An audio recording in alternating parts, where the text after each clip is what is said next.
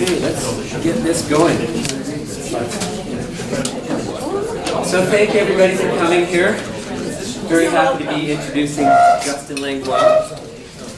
A few of us may remember Justin. He was here in town in 2015 for the Street Meat Festival, doing a project called Decisions. And I know that you've also partnered with Tarrant Hughes at AKA on a Saskatchewan Arts Board grant for a project through AKA and other organizations called Locals Only.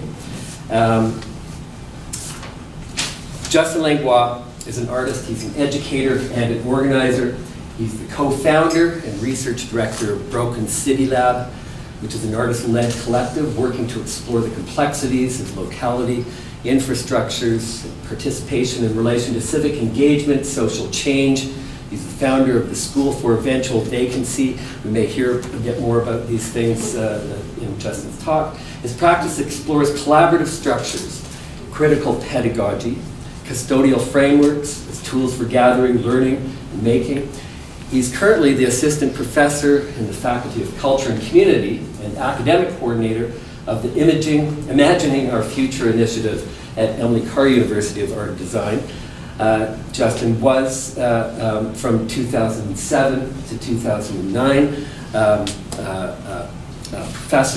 assistant professor, I think, no, excuse me, I'm mixing myself up here and I'm dealing with his education where he did his MFA, in visual arts in integrated media at University of Windsor. He has a BA, an honors BA in communications study, also at the University of Windsor. But he was, from 2011 to 2013, assistant professor and civic engagement coordinator at the University of Windsor. He's been involved in major research projects, recently artist in residence for the City of Vancouver at the Sustainability Group, 2014 to currently the Neighborhood Time Exchange founder and curator. Also currently, but started in 2008, founder and director of the Broken City Lab. He's had numerous exhibitions, recently at the Comox Valley Art Gallery in BC, Interminus, am I pronouncing that? Interminus? In Terminus, excuse me, in Windsor, Ontario, at the Interface Gallery in Oakland, California. Also a group show at the Museum of Contemporary Canadian Art in Toronto. And also the Nathan Cummings Foundation in New York City. Justin has curated numerous projects. 7 is what I counted on your spectacular CV, I might say. The Neighborhood Time Exchange in 2016-17, which was in Prince George, BC, and Philadelphia. He's been the recipient of numerous research grants, many awards, nominations, publications, numerous publications in referee books and journals, including a chapter in a book by the name of Engage Public Art in the Everyday Practice of Public Art. His chapter was Antagonistic Spaces on Small Interventionist and Socially Engaged Public Art. I kind of screwed that up a little bit. But that's put out, excuse me, but that was put out by Routledge. He's got, in his selected bibliography, there's at least 7 pages of articles, publications, entertainment publications, blogs, Fuse magazine, public articles that have been written on him. The list goes on, and I'm just going to hand it over. That's great. Thanks. So I think I'm going to sort of moving around a little bit so I can kind of look you in the eyes. It's nice to be back, and thanks for the introduction. I've been to Saskatoon a few times, and so it's starting to feel familiar. Like it wasn't scary to try and like figure out where the Salguero Gallery was, which was like great. I felt like okay, I've been initiated. I sort of know I have some bearings, so that was great. And I went on a nice walk last night down to Riversdale, and kind of, you know, it was, it's nice to feel sort of like you're already knowing a place before you kind of like get fully introduced, right? So that's great. And I'd also like to acknowledge that we're on Treaty 6 territory today, and I've been living in Vancouver for the last 4 years on unceded Coast Salish territory, and it's something that we do a lot in kind of public settings, and I know you guys do here as well. It's kind of this acknowledgement and a way to sort of like ground the space. So yeah, thanks for having me this morning. And really thanks to the committee for inviting me in, and thanks to Janice. I think Janice is maybe not here right now. Oh, hey, Janice, thank you. Okay, great, that's fine. So thanks for making all this, all the logistics come together. And I'm really, I'm excited to talk to you guys for about 35 or 40 minutes today. The talk is called We're in This Together, Art and Agency and Civic Life.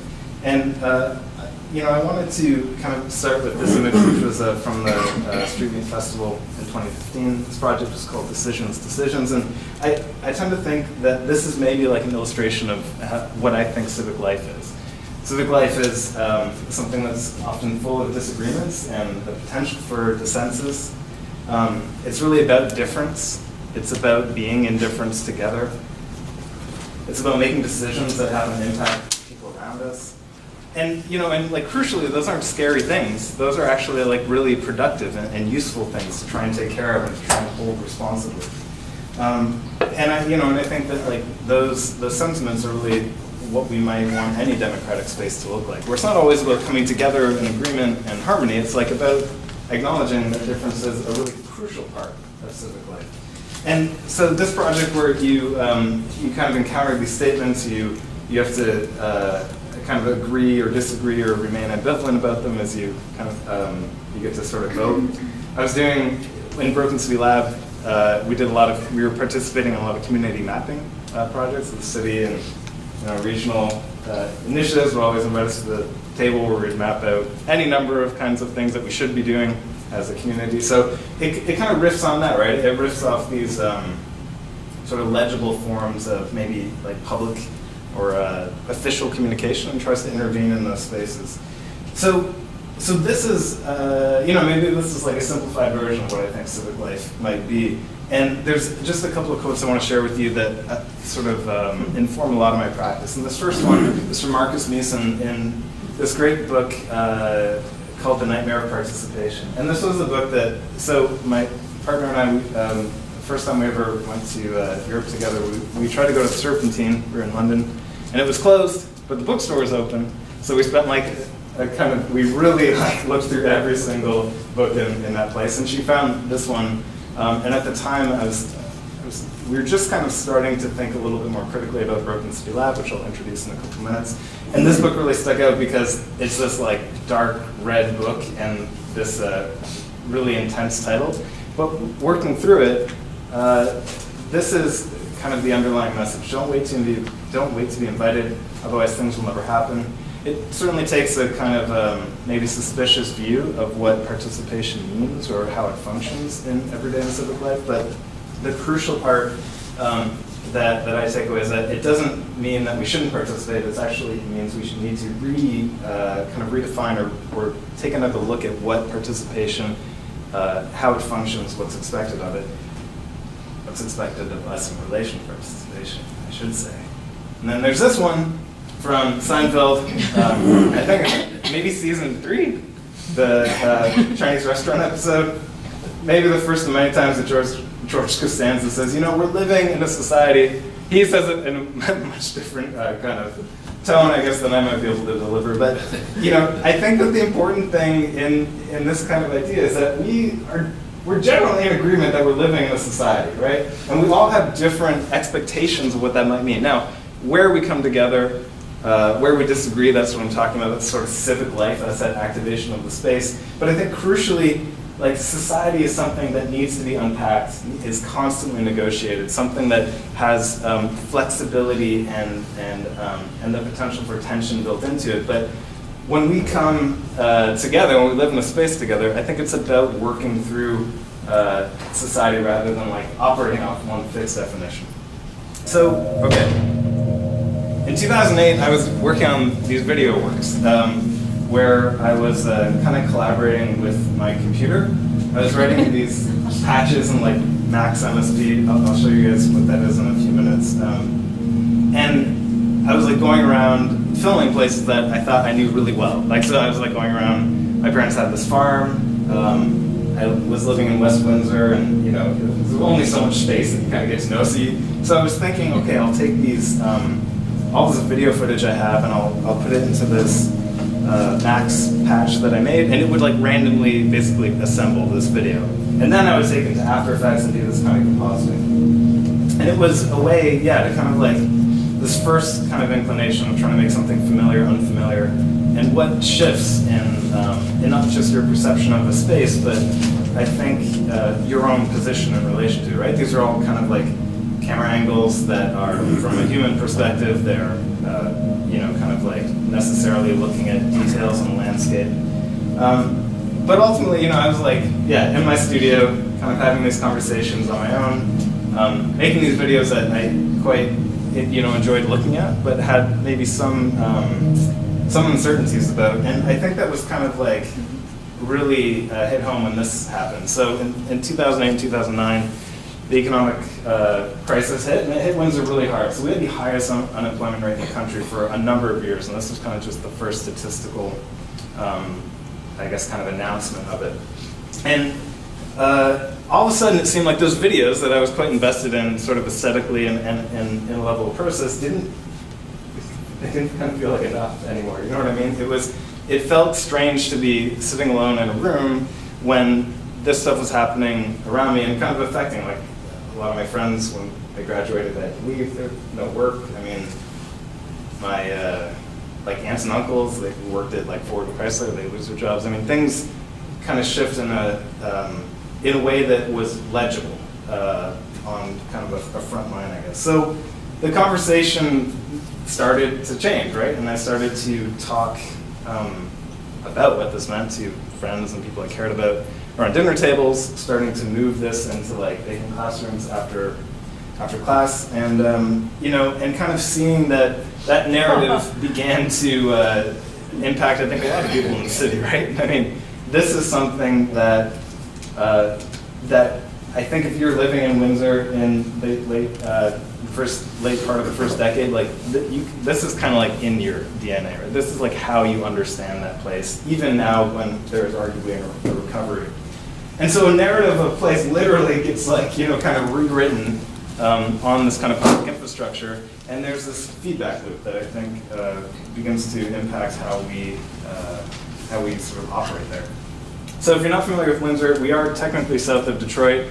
That song is totally about us, no matter what anybody says. So we've had a long history of being economically linked, or at least kind of parallel to Detroit. And so when you probably read or maybe even saw what was happening there around the same time, it was kind of like Detroit is 20 years down a very particular road of a future for that kind of region. So to see the poverty, the challenges, the kind of what felt like abandoning a city at the government level, it kind of felt like, wow, that might, like something like that, and obviously with the benefit of the Canadian social safety net as it exists, you know, that would be about the only thing stopping, I think, a kind of dystopian view of what Windsor might be. So, you know, simultaneously there's other challenges. Like, these are the kinds of headlines that, you know, we kind of like receive as residents.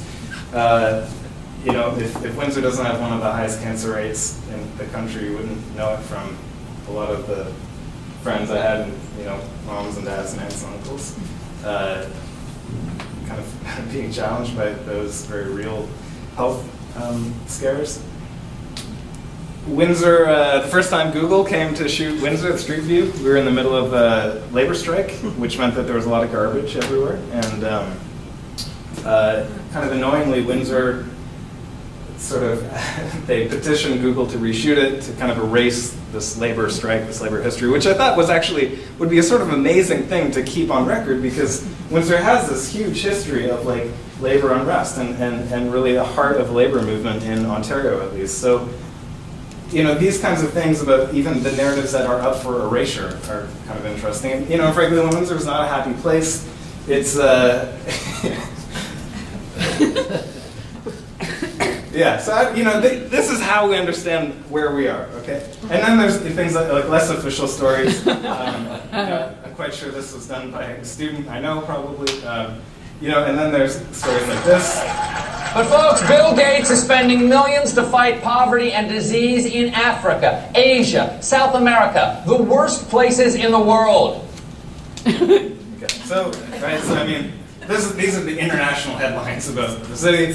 When you come across the border, this is what you encounter. The infrastructure tells a very particular story, right? I mean, this campus is telling quite a lovely story of post-secondary education in this province. This is what you bump into when you come over from Detroit, which is like the back of a parking garage with a sign advertising for more parking space available, half of a maple leaf and a bunch of like international brands. It's like, this is a missed opportunity for like some symbolic weight to be thrown into this architectural space. And the crazy thing is it wasn't always the case. There was this book written in the 60s that imagined Windsor's a garden gateway. Like just to A and B this for a second, it's like imagine that like this got this script, right? If the border got this script, things would be much different. And then there's another sign. So this isn't even like the worst thing that I have pictures of. But it is again how the narratives that we kind of like see around us based on the infrastructure, the architecture, the headlines, like this is a coherent response to that in some ways, right? And this is like demographically probably between 18 and like 24. This is on the west side of Windsor, which is near the Ambassador Bridge in the fallout zone of particulate matter from like tens of thousands of trucks crossing every day. This is a rough neighborhood to begin with. And then just to walk you through the effort that it takes, this is like a sticker from Staples, right? So someone goes there, buys the Avery pack, they go home, open Microsoft Word, find the right template, lay this out, start selecting. They actually design this, right? They put effort into trying to communicate this message, which I think is, it speaks to how place really affects us. So Broken City Lab came out of those conversations I was having when I realized that being alone in a studio kind of the timing wasn't right anyways. So Broken City Lab eventually worked with and across all of these amazing people's practices and many more people. And I'll just walk you through a few of those projects today that kind of, I think, highlight maybe the tone of the work. So this was us, we met like every week for 4 years. Like we had dinner, it was like Friday afternoon, we'd start meeting, we had dinner together. Like this was the most intensive kind of working process that I've ever been involved with. And what was kind of amazing is that it really came out of like looking at a scene like this. This is like Windsor on view from downtown Detroit. So actually when you're on the People Mover, which is like a monorail, that kind of just circles part of the downtown of Detroit. When you're coming south, kind of around the Renaissance Building, you can see this. And so there's a narrative architecturally, right? It's like there was a small town here, a big casino, international brand kind of gets brought in as like some imagination of an economic solution. And then sort of the rest of the downtown, the lights go out and the narrative really shifts. And when we looked at this and we kind of thought, Caesar's.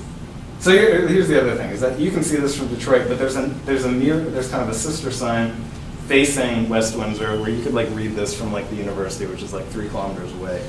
And it's amazing to me that like you have this brand that can communicate with these across international borders in this way. And so we started getting curious, like how big and bright are those? So my brother was teaching he was teaching at one of the sort of accelerated schools for like math students. And so we went to their like math club and said, can you tell us how big and how bright those letters are? And they told us, and we're like, okay, so 30 feet tall, we'll make letters. And we realized that those would be way too ambitiously huge, let alone impossible to light because of the distance that would be required. So we came up with the idea of a projector or projection as being a possibility, right? Looking at like Jenny Holzer as like one starting point.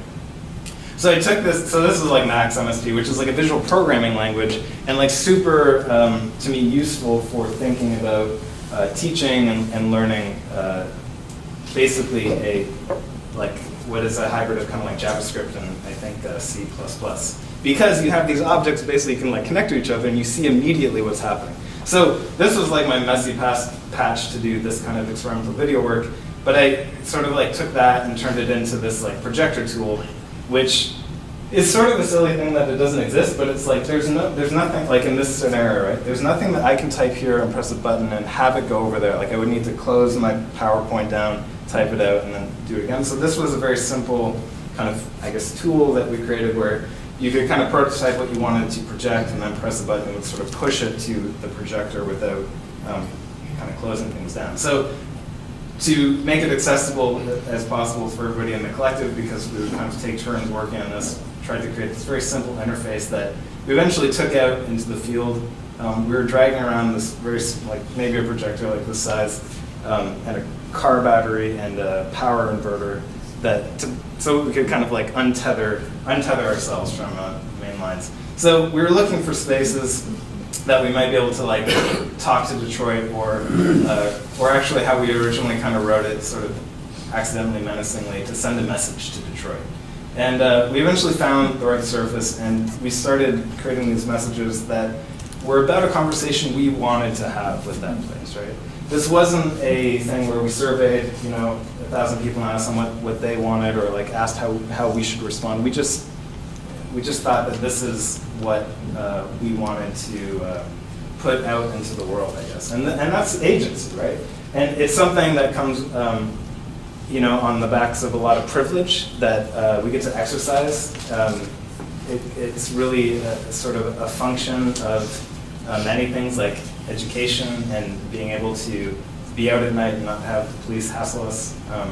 But we thought that not waiting around to see what was going to happen, but to try and like imagine our way into being in a different world together or being differently in the world together was really important. So this is what you could see from Detroit for like the 3 people that were over there receiving it, right? It also wasn't really about that kind of, it wasn't about a communication so much as like the ambition to basically put something out in the world to try and rival Caesar. So these letters, for the record, are not 30 feet high, but we also created a band of like moving text that was 30 feet high. So we matched Caesar's for a moment for one night. We took that same kind of technology and practice into many other places in Windsor and North Bay. Different kind of temporary intervention projects, projects that would maybe gather other narratives and offer those out as a kind of reflection. And we took that kind of same, again, the same kind of like set of patches in Max, and we started responding to city council meetings. So this is maybe around 2011-ish or 12. There was a budget cut slated. You guys are all too familiar. By the way, later we should chat just because there's a lot of terrifying headlines, right? It's amazing how drastically again the narratives that are told about a place, right? At a national level, at a local level, it's really it's interesting how immediately it can kind of change how you are in a space. So anyway, so Windsor was making its own budget cuts. A lot in relation to community amenities and kind of public spaces. And so we started having kind of like shadow city council meetings. So the night after city council would meet, we would show up on kind of in the front plaza of City Hall and have our own meeting and project our notes back onto City Hall. And these were often just kind of small, in some cases, I guess, demands, but also in many cases kinds of records of discussions that certainly we felt weren't being reflected, but also, again, trying to maybe imagine that like this is what municipal politics could look like, right? If we sort of didn't wait around for processes to kind of unfold at somebody else's timeline.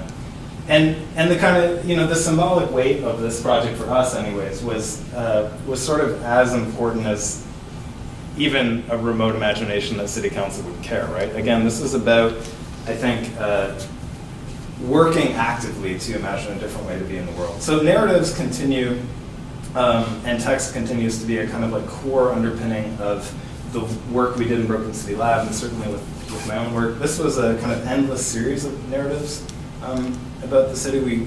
I think we've done maybe 10 or 12 of these billboards, some in Windsor and Calgary. And so I'll say that what I really appreciate about working with text is it's like the mom and dad test. Like, you know, I can show my parents the work I'm doing, and they're not asking like what it's about or how it's art. And what I appreciate about that is, you know, I'll say like I think that like complexity and sort of nuance and even a sort of illegibility is quite often like a great artistic strategy. But for me, when we were working in the public sphere, we were really interested in like initiating a conversation that didn't like rely on people wondering if this is still art, right? So the narratives, these kinds of or pieces of narratives, also were so in particular that they could kind of be accessed by anyone, right? So we might imagine that there is a moment in any city, for anybody who's encountered the city, that all of a sudden they made a better decision, right? Or that a particular city changed politics forever at a certain occasion. And again, that plurality of access, I think, is really interesting into a work like this. And this kind of took the form also of an artist book that we published, and again, a sort of tactical media project where we put these up in a number of storefronts when we were doing some residencies downtown, and these are kind of like whispers, like especially at night, they would be very small kind of glowing things, and you could go up and kind of like, they would invite you to peer into a storefront in a different way, I think. So often you're walking by places that they're like up for lease, or they're just kind of like, you know, newspapers over the windows, and that kind of thing creates a certain distance. So this was an attempt to think about what other narratives might be possible. So simultaneously exploring places is really key to so much of the work, and this was the beginning of a kind of ongoing project. We used to do algorithmic walks or like psychogeography walks. We would compile a list of instructions and send people out to kind of move around in space and then do maybe an unexpected action. This was like, you know, high five someone on the front lawn. This was stop wherever you are and take a picture of the sky above you. This was like find some porch with the lights on and ask them for directions to the next one. You know, it's about trying to encourage other, I guess, interactions in space. This was like based on a really straightforward kind of PHP script. So it was like a website basically that would randomize the instructions and kind of pull from a pretty large database of them, and it would spit them out. So that took many other forms. We did kind of more simple and I guess poetic, kind of like paper-based walks where, you know, you would get these small instructions, but we're always asking people to document them. In part because I think that that's a good way to host a conversation, is to kind of ask people to go out into the world and pay attention and then come back and share that. And then on the other hand, it also, it's a way to kind of create some traces of a project in a way where if this kind of just goes into somebody's pocket, you know, you don't have that moment of coming out together. But this problem of kind of documenting things in like, I mean, it wasn't that long ago, but like we used to have like laptops with like the dongles for card readers, and we asked everybody to come back and like give us your cards and we'll like plug it in. So everybody was using their Compass apps on their phones anyways to work out these directions. So I created this app called Drift that tried to plug in some of the same kind of like algorithmic or instructional based walks. I'll say I tried to learn Objective-C, which is what, or now Swift, that is what iOS apps are built in. And I'm not a coder. I'm like a hacking kind of like work at this line by line and just like troubleshoot. So what I found is that you could use web technology and this kind of like phone gap thing to glue together easy programming languages with like the hardware on the iPhone.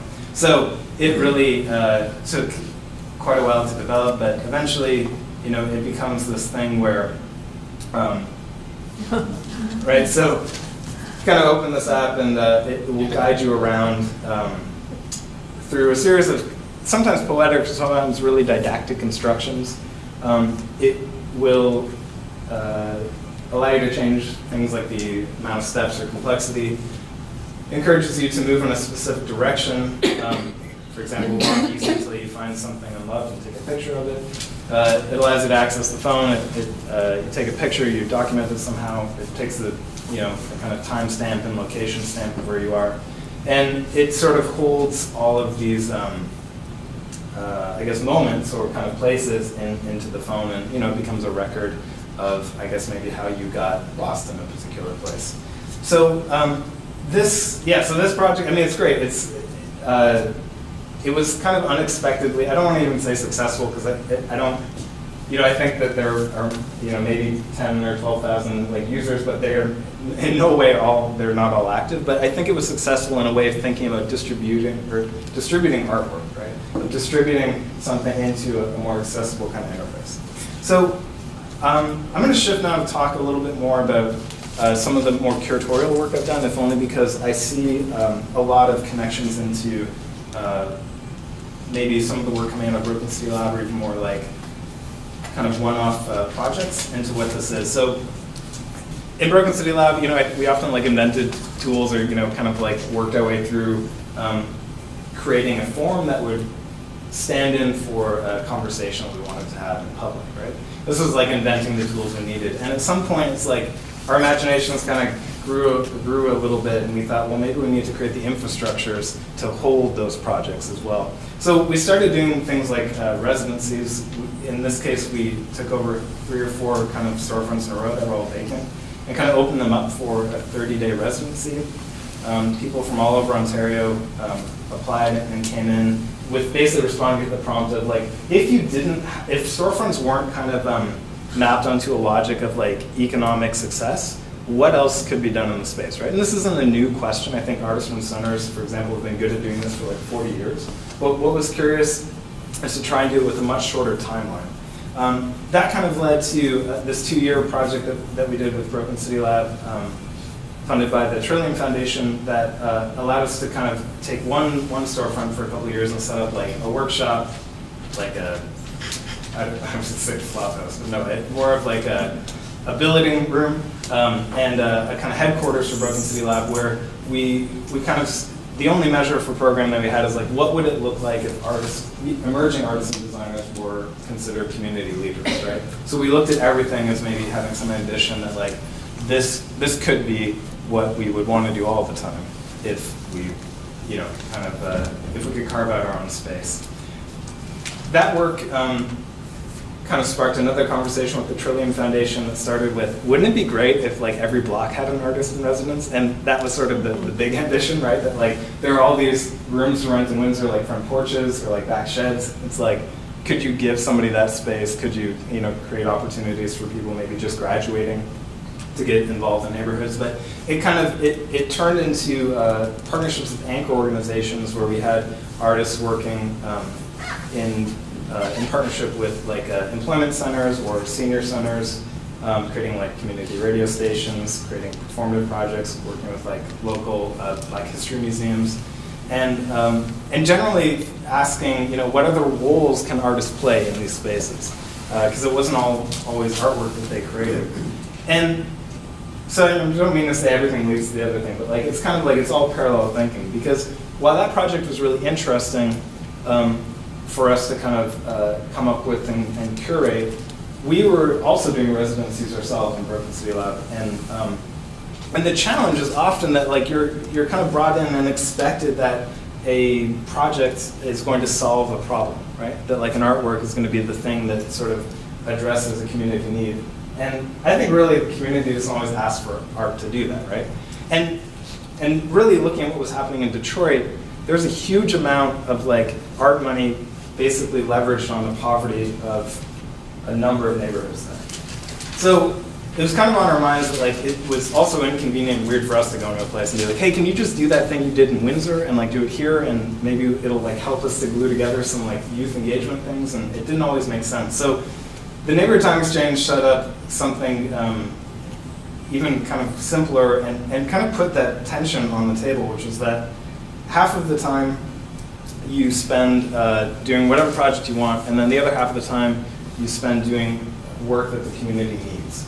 So so in Philadelphia, the first time we did it with the Mural Arts and People's Emergency Center, we worked with community members to curate artists coming in from across Canada and the US, with about half the spaces kind of dedicated for local artists.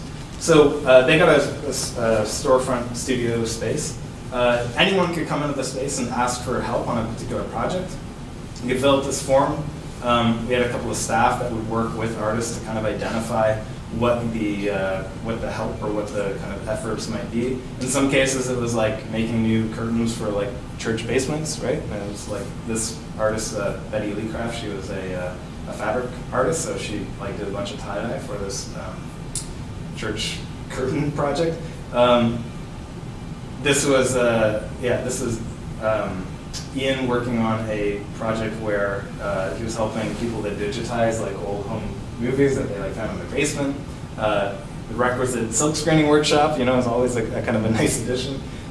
There were lots of places in the neighborhood in West Philly that looked like this, and neighbors were concerned about safety and kind of, I guess, trying to build a sense of maybe more civic pride. So artists worked to build like other fencing, I guess, options. You know, there were lots of boarded up windows. Artists proposed helping by like coming up with some kind of designs that you could translate into these, you know, like plywood panels. Other artists like Candace worked with local schools to create this kind of amazing, such a great sort of like small documentary where students were exploring like Black history beyond Martin Luther King. And so they would all play these roles of like other significant history figures in Black history, and it's a great video. And she like worked with them on the script and like shot it. And this comes from like the school saying, hey, we would really like to have more media education. And then the teachers and the artists like asking, well, what could that look like specifically to here? In other cases, another artist worked with an autistic program at a school to create a kind of a sensory room where she pulled together a bunch of materials that was her making in the background, worked with the educators and the students to kind of retrofit this classroom into something that would sort of work a lot better for those students' needs. And then really simple like community building stuff. If people needed help just like cleaning up a lot, or you know, somebody came in and they're like, I got this idea, I want to like put up this sign, this is like respect your block. And so the artists just kind of implemented because they may not have the skills or resources otherwise. And you know, so this was funded by the National Endowment for the Arts, the Kresge Foundation and Hummingbird Foundation and the City of Philly. And it's like $500,000 got put into this neighborhood in terms of like artist stipends, in terms of getting this studio or this space kind of like fixed up, in terms of all these community programs. And like, of course I think that like arts funding is great, and of course I think that like it would be even better if like there didn't have to be this kind of like short circuit to get that kind of money channeled to a challenged community. Like this was one of Obama's like first promise zones. So this area, you know, needs the resources regardless, but I thought it was really successful in, I think, kind of like shifting that narrative about what artists can and should do in neighborhoods. So kind of the last set of projects I'm going to talk about is just focused on how shifting from place as kind of context and content to maybe forms that became familiar. Obviously, Vancouver is a broken city in a much different way. And it felt, you know, sort of, I didn't know exactly how to tackle it, but education became really interesting because obviously I was spending an increasing amount of time focused on that. So I wondered about kind of forms of, I guess, unofficial pedagogy or peer-to-peer learning in community settings, and I came up with the Academy of Tactical Resistance, which looked at really vernacular forms of resistance, how resistance is kind of like tagged and cataloged and presented through like the internet, Google searches, how these kinds of symbols of like protest, what weight they carry or don't anymore, how certain kind of aesthetics shape something that might be angry into something that might be a celebration. And so this kind of, this is accompanied by a number of sort of interactive, I guess, very loosely interactive, like sitting down and talking with someone interactive kind of project. So it's this temporary installation with a kind of video work of kind of B-roll pulled from the Associated Press that is like in relation. Say you search for like resistance or like freedom fighters, and like whatever the AP has on file is like what goes into this video as a kind of catalog piece. There's these mirrored protest signs, and it also is like a pop-up kind of classroom. You know, people can kind of take these things, these, I guess, props, if you will, and sort of take them out on a trial run. And these workshops or these kind of conversations, this dialogical work, tries to open up, you know, the baseline of where we think resistance begins, right? Because, you know, I think the argument of this, and it's funny to think that this was shown in like Quebec and then in Paris, and so it's like French really have a, you know, a huge interest, I guess, in thinking about resistance. So these questions try to, they try to back us off from where we might normally expect protest or resistance to appear, and tries to open up into like more vernacular everyday forms. At Emily Carr, as the academic coordinator of the Imagining Our Future initiative, this mouthful of things, I was tasked with kind of creating something over like a fall and then eventually spring kind of reading week that looked at basically opening up a lot of the stuff that was happening in classrooms into the kind of main gallery space. So it was sort of like this, like we're all going to agree to hold like a workshop or bring some research or just like create these other ways of being in the space together. You know, in some cases it was like trying to open up what forms education or kind of community learning might take. This is like a sort of an open-ended guerrilla curricular planning document with a bunch of questions that I have a huge stack of, and I keep trying to bring into like other faculty meetings. Like, you know, I heard that people want to do this. Really simple participatory activities, but it's, you know, I'm sure to an extent there's a similarity here. It's like we're increasingly so starved for time. It's like people come to class and like maybe they're hanging out if like there's something else coming up later in the evening, but a lot of times, at least in my car, students are like rushing from class to like a job or like from class to get on like the train to take a 90-minute ride back home. And to kind of take spaces that are already kind of publicly situated and open them up for like something else that doesn't have to read like this is a fixed exhibition and this is how you interact with it. Like this was a staff meeting that like the techs had, right? This was like the library decided to like bring a pile of stuff over into the gallery space for a moment, and then really like simple activities that you can do in passing. And maybe this is like day one, and then by the end of the week, it's like you're hanging out and like eating the free pizza on hand. Like it's a way to think that like, oh, I might actually want school to look like this all the time, right? Like that might actually be some great form of education, because frankly this looks a lot like what Broken City Lab was, right? This looks a lot like the collectivity that I think built a certain capacity when I was in my early 20s that I think is worth trying to like open up opportunities for. So it's kind of like you set the stage and you make sure people are around and happy, and then you sort of just allow a bunch of things to happen. And that imagining, I guess, of what maybe what I think some ideal form of education would be, is also challenged against the realities of institutions needing to like continue to be, right? But this idea of eventual vacancy, I think, kind of turned into this. So it was like, what would like an art and design school look like if it just tried to make itself irrelevant, right? If it didn't need to exist, if it was like about amassing enough power and capacity to then like not have to exist. And it's not because I have a disinterest in those schools existing, but that's a much different mandate, I think, than like imagining that this has to be forever. Now, the School of Eventual Vacancy looks so much like other forms of education. Like this looks just like my senior seminars that I have.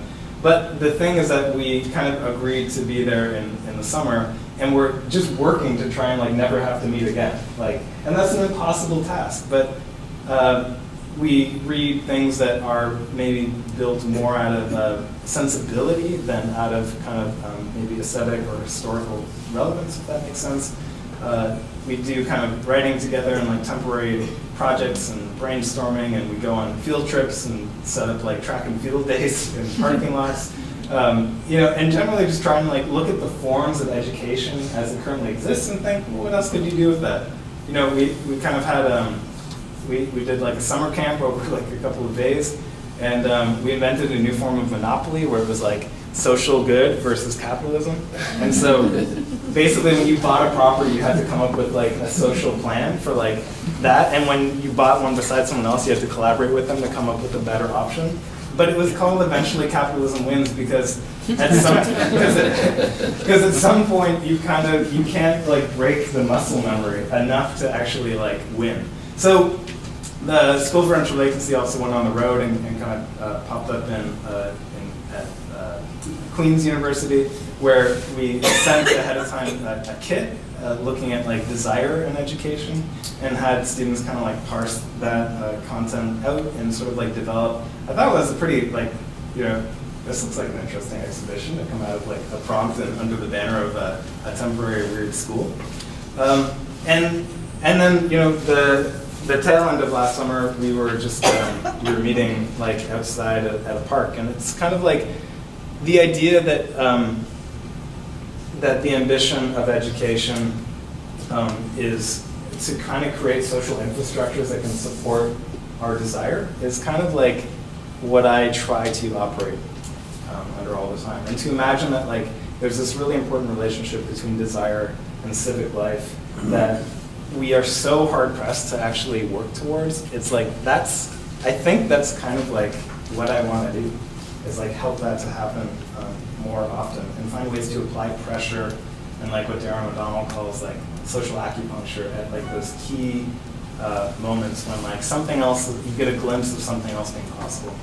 So I'm at 40 minutes. I'm just going to show you 3 projects, just tell you a bit more, because I also think that like when I go to artist talks and I'm like, what are you doing now?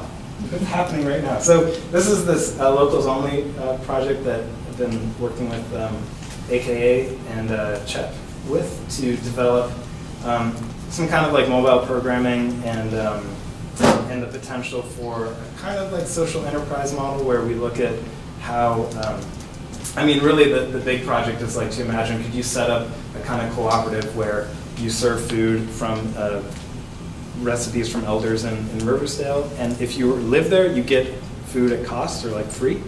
And if you're from away, you've got to pay this like super away tax. And to try and think that like this sort of weird symbol of like a food truck of being like a gentrification might actually be redeployed in a different or more disruptive way. Thinking about what's tentatively titled Citizens Lobby Lab. So this is like looking at how partnering with like legal organizations, partnering with kind of like alternative policy directives and actors might become actually material for like creative writing or for other kinds of study that I don't think happens right now. And imagining that like something like a lobby group isn't this thing that should only operate for big industry, but like maybe we should all be trying to form lobby groups at any given time, and we need the tools to do that. And then Float School, which I think is a kind of a branch off of the School for Financial Vacancy. It imagines that like if you're untethered from land and existing spaces of kind of pedagogical form, that maybe there are other opportunities for thinking about place and thinking about flexibility, thinking about a dynamic that doesn't exist except out on the surface of the water. And this point of blockchain and social contracts. So I mean, I think that blockchain is like, it will be like smart contracts. Like maybe there won't need to be any trust anymore because there'll just be these algorithms that kind of can make decisions for us, and we trust those things. So it's this opportunity to think about like, what happens when you are untethered from like an existing kind of infrastructure or system, and like, are there other ways that you can get out in front of or work with these kinds of technologies in a kind of low-tech environment to think outside of maybe instrumental directions. So anyways, that's all I'll say for right now, but thanks a lot for the time. Thank you.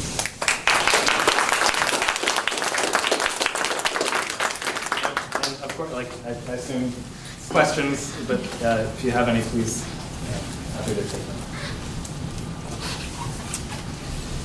You did a project here in the city, or in fact you're in the midst of doing that right now. Yep. It seems like in many of your projects you observe what is happening within the city, and then you try to integrate something or find some way of bringing those critical issues to light to the general public. What sort of observations have you had about Saskatoon? Oh, yeah, so I'll say that, And what sort of projects have evolved from that? yeah, so a bit of background, I guess, so Taryn Hughes and I have known each other in Windsor in like 2011 and 13. We Broken City Lab did a couple of conferences on social practice, and Taryn had originally attended one of those, and she's still in Toronto. And so we kind of kept this correspondence, and at some point, I think I had mentioned to her about neighborhood time exchange, and we wondered if that might be an interesting fit in and around AKA. So when we got here and we started looking at that, it just felt like there were other issues, kind of, and there were other kind of existing efforts and initiatives that seemed like maybe, I don't want to say just more interesting, but actually maybe more appropriate or something to kind of work with. So and really when I came out here, like we sort of ate with, like, we had a bunch of meetings over food, and we met eventually with Yvonne at Chef at Station 20. And it felt like that was a really, it was a special meeting because we had kind of come up with this sense that, like, okay, working with food would be great. We saw the community garden they were doing there. And it sprawled into this conversation about, like, is it even okay that AKA is an artist-run center on, like, 20th? Like, I mean, maybe there are other infrastructures that, like, that kind of, they own the building with paid, right? I mean, maybe that building, maybe the lobby, maybe there are other forms of programming that could be interesting or responsive. And it doesn't mean that it's not art anymore. It just means that the starting point is different. So I guess what, I may be hard pressed to kind of note specific examples that I noticed, but it just seemed to me that the opportunity to think about a much longer scale of time, like a project that would be great if it's like 20 years, to think about working in between different organizations that maybe don't bump into each other.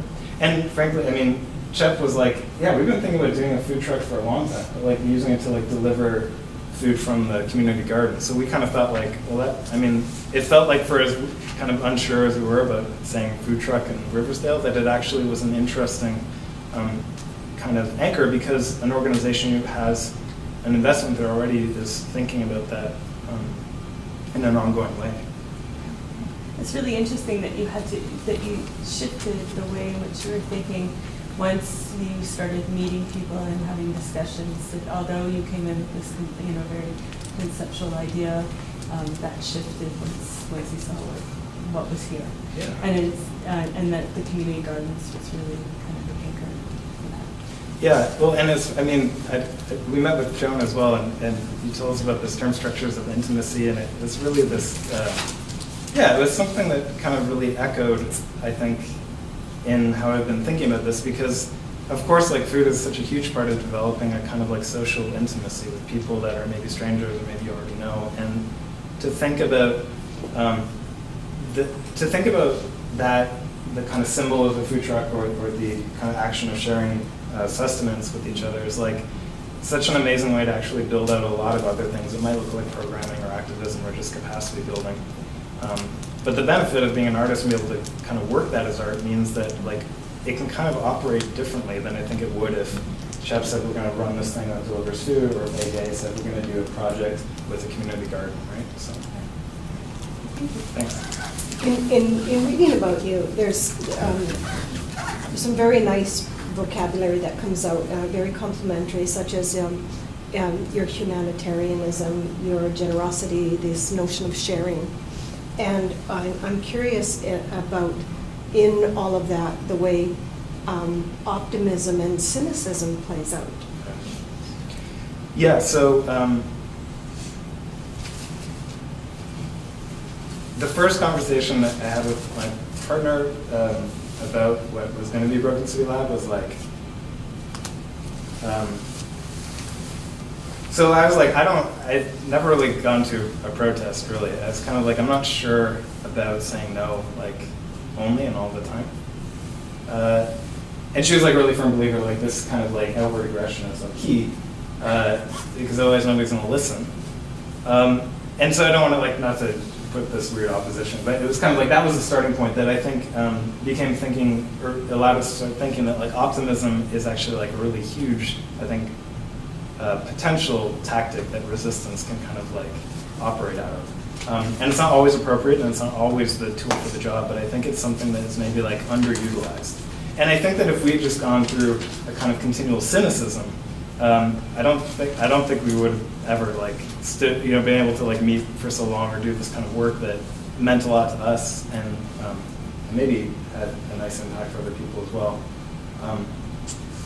Cynicism is something that I think is maybe like, at least in my work, maybe better described as something like a criticality or the kind of the possibility for dissensus and antagonism. Again, it's not something that is like irresponsible or angry, but it's like, I decide to do things when like I see an injustice, when I encounter an injustice, right? Like I'm very sort of like unwilling to do something if like, if kind of like it's easy.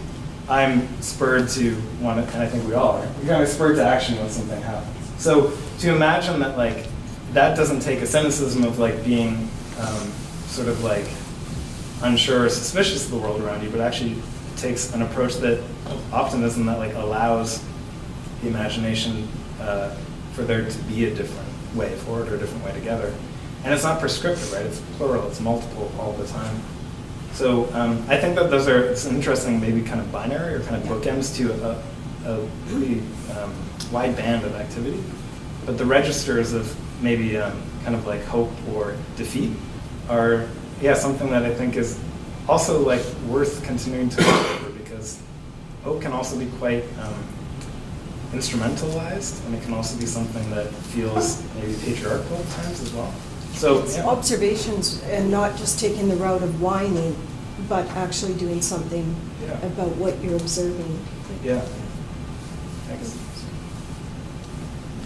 I have a comment, and then a question. And the comment is, monopoly was started as a socialist game, not as a capitalist game, and then it was co-opted. It was a landlord's game originally, or renters or something? I just remember a footnote somewhere was saying it actually came out of a socialist. Rent control. And that's right. Okay. The question has to do with Street Meat from 2015 with the text. Yes. Now, the text, I'm guessing, was generated not here. Right. And that what I think I saw on the bottom of the panels were stickies, which is sort of a City of Saskatoon survey system for community input. Yeah, That's how that works. But hearing you talk, it sounds as though your process is less sort of top down, Right. which is to bring something in from somewhere else and basically, in quotations, impose it. Right. But it seems as though you're generating now more at a grassroots level, or sort of from participants as a lateral way of working. Right. So is that correct? Is it kind of a shift or progression, or is it just different ways that sometimes you do come in as statement, and then Right. other times you come in more as a collectively generated project? Yeah. I mean, it's a good question, because like when I first started, like in my grad thesis, looking at like socially engaged work as a framework that was going to be helpful, it was you were looking at either Grant Custer's like conversation pieces, and where he argued for dialogical aesthetics, which is kind of this like ongoing participatory, very lateral or horizontal kind of way of working. And then there was Claire Bishop's kind of like arguments in art form, maybe towards a kind of antagonism, or towards a practice that doesn't require maybe what she might sometimes phrase as like the tyranny of like cooperation or something, right? So those are, those I think are, again, existing, maybe they're like articulated positions that sometimes work between. I don't know that it's like a kind of like on-off switch. I think like depending on like Street Meat was, it was like something where it was like a couple of days and there wasn't really opportunity to maybe come in ahead of time. And so in some ways, like the phrases or the statements that are set up become a prompt that I don't necessarily think would have been better if they had been generated by a community. I think that that work maybe can exist as a kind of like two-position conversation. Whereas I think projects that are longer or more about kind of social engagement as the core of the work like locals only, or like the School for Provincial Vacancy, or even like Neighbor Time Exchange, these require a much kind of longer and more lateral kind of negotiation of what projects, or the direction of the projects. Yeah, thanks. It's just a comment. Yes. I actually sometimes like to start classes with Naomi Klein's No Logo, Yeah. because she shows about the privatization of all the spaces of democracy. Yeah. And the project is to take that back, Yeah. right? And so I love the way you repurpose the food truck and the monopoly, which I hadn't realized actually did start out as a game that was critical of Okay. capitalism. It's very interesting.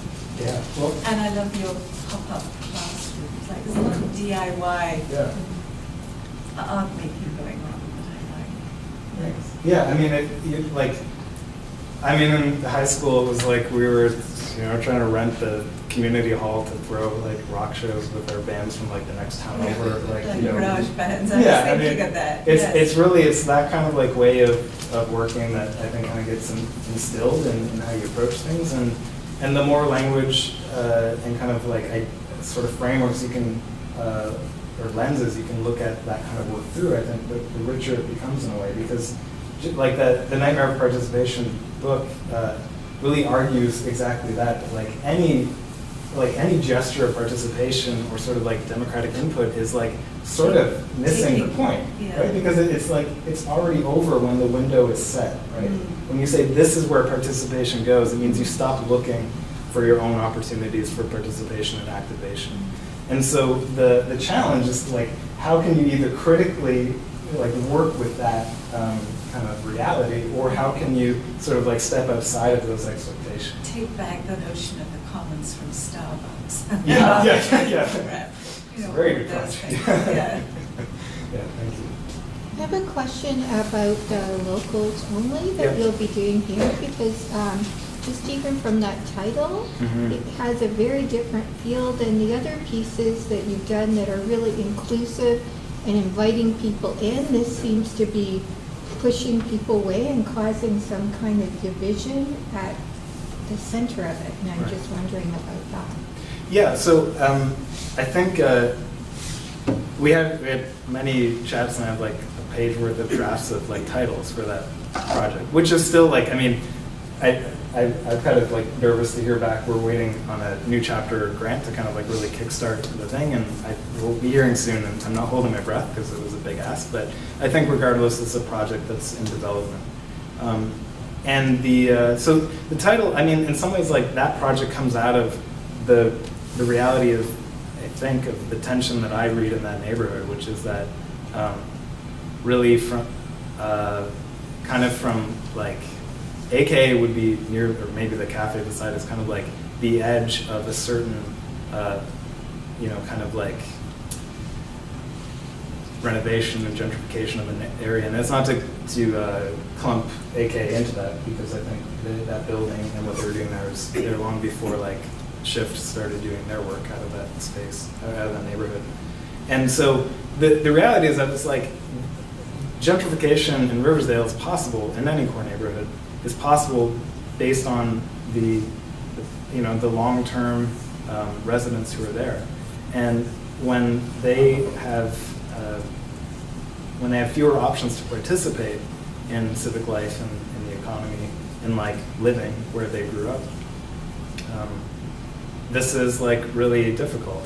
And it's, the symbol of a food truck is kind of a very awkward, and I would argue, kind of contentious thing to insert into that place. And so in some ways I would feel a lot less comfortable of saying like, this is the coming together, this is a project where we come together under kind of open terms, in part because I think that, and I mean, I'll say that, I'll abstract it for a second, in part because I think that any development company would love for that to happen. Starbucks would love to hold a street festival about, the great shininess of, a couple of blocks of Riversdale.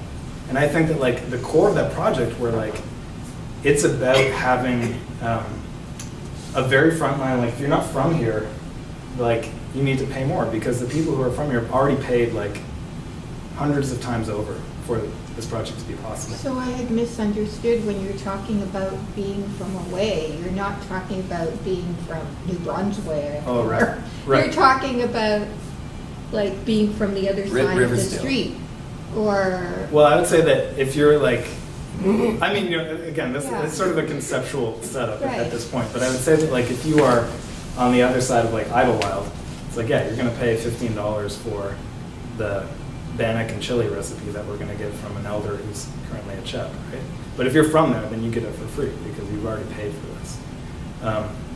You know, I think that this is this would be a very, it's like a draft of a, you know, it's this first sketch of a larger work. I don't think that these are hard and fast rules, but I think these are the kind of positions that we're exploring around the possibility of this work, where the real thing would be like over a 20-year timeline that the proceeds are split between CHEP and the elders who kind of like help us to get the recipes going and hiring youth to, you know, help us run the program. And over time, that the cooperative is kind of handed over to the youth and they can shut it down or keep it going.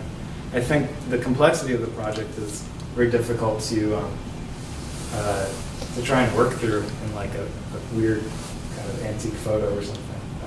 But the conversation is really helpful to kind of understand maybe where those legibility or those access points are or aren't in the project so far. Yeah, it seems aspect seems very problematic to me. Which part? The part about kind of creating this kind of division of what local means. Right. Because you don't really just mean local, because under your thing, Yeah. I'm from that side of Idlewild, right? So, but, you know, am I coming from that kind of situation? No. So that seems complex and problematic. Yeah, well, I mean, I don't know if it is. I mean, problematic is an interesting term because I think that the project tries to set up a number of problematics, like very intentionally, and I think that like confronting what locality means. I mean, like we're not going to ask for your driver's license, I don't think, to see where you're from. I think it's a matter of like, do you identify with that? Mm-hmm. And like, and really, it's like if the project operates as like we'll set up like one Sunday a month for like May, June, and July, and like serve food, and there's like a couple of lines, and one is like locals only, and the other is like come and get your food. Actually, the model for that is all these pop-up restaurants, like in Leeds has about 8 of them now. Like a local chef worked with the stores around where they were chucking food out for the sell-by date, and he got the food, made the dinner, and then people, if they can afford it, they pay for it, and if they can't, then it's free. So, and it's just an incredible model. It's spreading. I think my students said last year that there were going to be 2 shortly opening up in Saskatoon. Oh wow! Yeah. Which is it's the kind of model where people self-identify. Yeah. Yeah. Yeah, and I think that I think that this is kind of what's possible in a project like this. But I'm also I'm okay with it being problematic. Like I'm not from here. I'm relying on kind of the expertise of people who have worked in the neighborhood a lot longer and working with residents that we're lucky enough to get to know. And I mean, I like projects that have multiple access points. I mean, there's a version of this talk that is like all about the antagonistic underwriting of like virtually all of Broken City Lab's work, right? The ability for this work, I think, to operate at a few different registers is really crucial to it remaining, I think, a kind of vital part of what agency through art can look like. So yeah, I mean, I appreciate hearing the challenges from that the challenges that appear to be, I guess, kind of baked into the project. It's good. I appreciate that comment because I was thinking of what you said at the beginning about it's sort of inherently conflictual. And then, but when we look at your talk, it looks sort of utopian, right? Like you're responding to the conflict from this social ideal perspective. Right. And I wondered where it comes back at you, right? Right. Maybe that's your other talk, where you talked about like kind of points of conflict, or where these things also generate a kind of civic critical space in response to that. Right. Yeah. Well, yeah. I mean, that's a good question. I think to ask like where it comes back. I mean, I think the way that the work can be presented through images or through documentation is it's kind of like shorthand for a lot of work and process that goes into it. And I'm working on this chapter right now for like a kind of a response to Pablo Helguera's Education for Social Engaged Artists. And I was looking at like antagonism as a kind of maybe a baseline for socially engaged work, where you operate from a point of, or position, I guess, of kind of conflict or tension with the situation. And it's not about trying to, I think, continue to front load that conflict in it, but it's about building a structure that, building a project or an idea that can kind of hold and sort of forefront that point of attention. So Neighbor Time Exchange, while the shorthand, for example, is like sort of hour for hour exchange, I mean, like, it's premised on the idea that like not doing that is highly problematic, and it's premised on the need to stop looking at community artists or social engaged artists as like a tool that can be deployed to social settings that didn't ask for it. So I don't have photos of people necessarily being upset or angry about that, and I'm not actually sure how to. I don't know if it needs to be like a sustained note through the whole thing, right? If a project it's kind of like a composition, then maybe it's really important that there's that crash as an intro, and it becomes something that is like a recurring theme or kind of set of rhythms throughout the entirety of the project. But I also, just like the protest thing that I couldn't get behind, I'm not sure how viable it is to continue hitting that kind of note of conflict or tension. Because I don't know if you are pushing forward. It doesn't have to be utopian. I think it's like the intent to work forward is really key. Yeah, well, you said at one point, like, maybe this was your earlier work, is more symbolic than actual agency. I don't know if you still think of it that way, or if you think of the agency as a 20-year span versus a 2-month span or something, right? Well, yeah, I mean, I probably think that like agency is something you've got to continue to like exercise, right? It's something that is in flux and in negotiation, and probably isn't always as readily accessible as it should be. So any one of these projects, maybe less like symbolic or actual agency, but more about like working and exercising that kind of practice or commitment to work towards agency that might take the form of an actual outcome or a symbolic outcome. But the agency itself, I mean, that effort, that inclination to want to develop that or grab that or take it is, I think like that is real. That's probably the most real thing in the work. Right, like you're saying, despite the duration, it's just the agency of the people involved in the project in that time. Yeah. Well, and it shifts for sure, right? I mean, if agency is sort of like this capacity to act in the world, and hopefully increasingly acting on, your own kind of the windows that you define rather than the windows that are presented for you. Yeah, I think that is necessarily like ongoing. The concept of articulation is key, bringing groups together, kind of coalitions of creativity and curiosity to address certain issues and it falls away. That's Stuart Hall's notion of political agency. I like it a lot. For me, a lot of the, like, what, in teaching or in Broken City Lab or any of these new projects, it's like Simon Kirchley talks about infinite demand in relation to ethics, right? And this is not about trying to complete the task. It's about a commitment to responding to an infinite demand. And for me, the infinite demand is not one, but it's like many at any given time, right? And it's like Baidu's idea of an event being the place or kind of the mediator for ethics. For me, this kind of work is the underlying part has to be this commitment to rehearsing and working through and like arguing about and celebrating around working in response to something that like you feel rather than something that's like articulated outside of your own practice. So yeah, I think political agency and this idea of maybe a vernacular agency is like something that could be interesting to trace the lines between if they are indeed different. Do you feel like there's a disconnect depending on the places that you go? Like you being from obviously Ontario and you come to different places, considering you're not part of that community, trying to tap into the experiences of that community, there's that distance there and having a relatability with incorporating yourself in that environment. How do you kind of overcome that becoming a contemporary?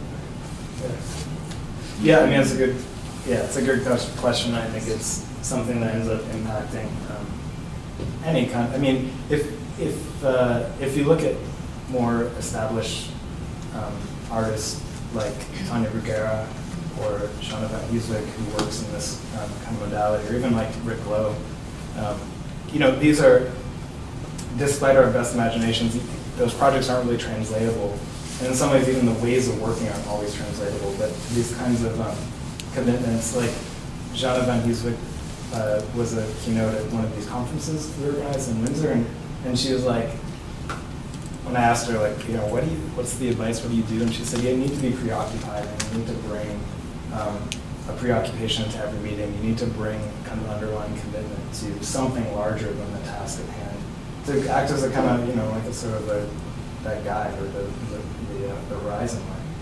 So it's to say that when I moved from Windsor to Vancouver, it didn't make sense to think about these kind of interventionist-based practices because it's just an entirely different kind of game there, right? But the context of education or the context of like civic infrastructure, like in my residency with the city right now, it's like it's getting to work with people who are trying to accomplish some very specific and sometimes boring goals of writing new policy and thinking about engagement through very narrow lenses, and to be in that space and kind of disrupt, be invited to kind of disrupt or intervene in a kind of way of working, I think is like that's a kind of underlying commitment, is to be around people in difference, because I think in that difference is where you learn a lot about the issue at hand, you learn more about empathy, and you learn about like what a coherent or responsible approach is. And like in here with that project AKA, it didn't make sense to try and go alone. Like the project didn't actually come together until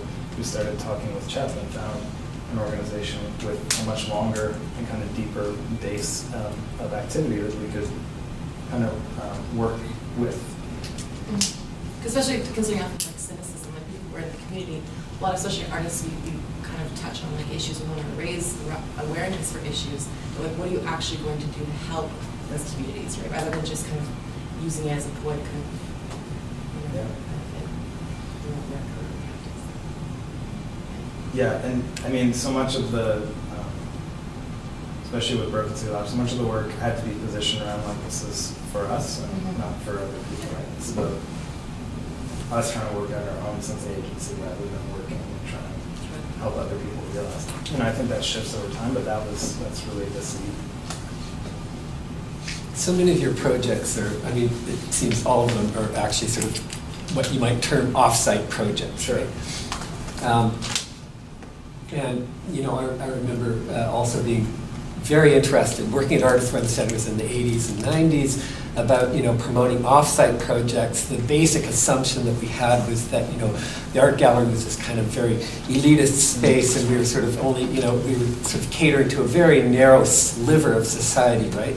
And that it was really important to get out of the white cube. How would you position the white cube in your work, or the art gallery, the museum? Can they be sites of resistance, protest? And in fact, I'm thinking specifically of you know, a kind of a big kind of discussion that's going on right now around the Whitney Biennial, right? And Dana Schute's painting, and how far that's gotten out. And I'm wondering, like, how you situate yourself, or how you situate the art gallery. Yeah.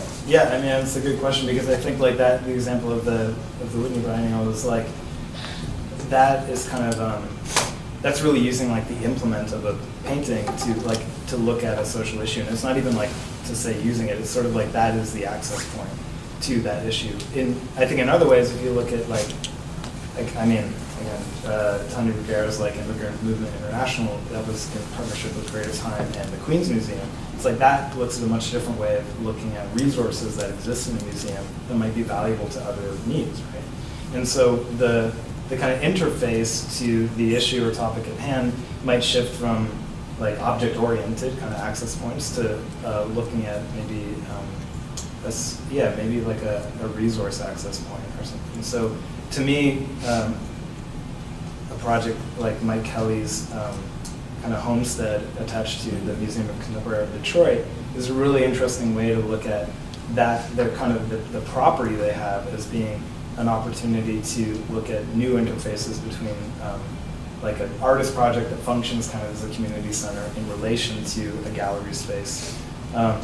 And you know, maybe the most obvious benefit, at least for me in thinking about like gallery spaces, are that like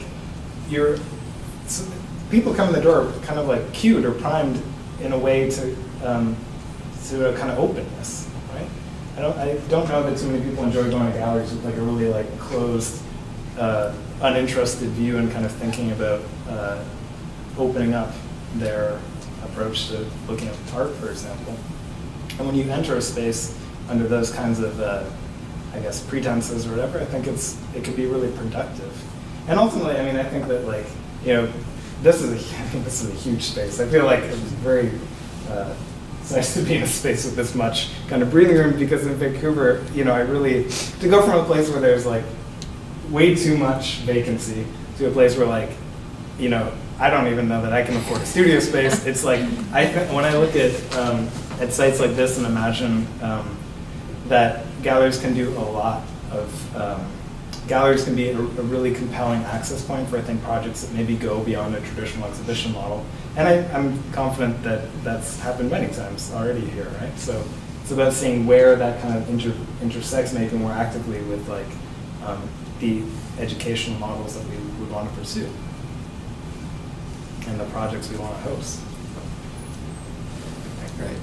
Right. I mean, one of the reasons that I was thinking of the Data Shoots thing is that it's an absolutely conventional exhibition, and it's a painting. My gosh, it's a framed painting, right? Like, what could be more conventional than a painting, right? But it's actually become the catalyst for this kind of incredible discussion that's gone way beyond the gallery walls. Right? Yeah, absolutely. Yeah, and I mean, I think regardless of like what, you know, sort of what the echoes of that particular conversation are in the years down the road, it's like, I think this biennial will always be looked at as kind of like, oh yeah, that's what's possible, right? Like, I think it sets a different kind of high watermark on like, this is what a biennial could be doing in the US, right, at any given moment, and provoking conversations that echo sometimes very productively and sometimes unproductively out into a larger kind of social conversation. And I think that is exciting. Sorry, everyone, I think we better. Thank you.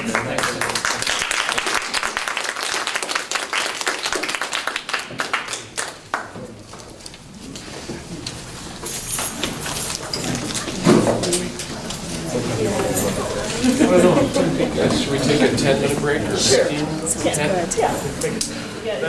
Love your jacket. Thank you. It's kind of cool because it's a 2-for-1. Oh, nice. Right? So you can layer it. It's kind of nice for summer. No, that's, facing the water. I mean, tea would be amazing. But can we My face in the video.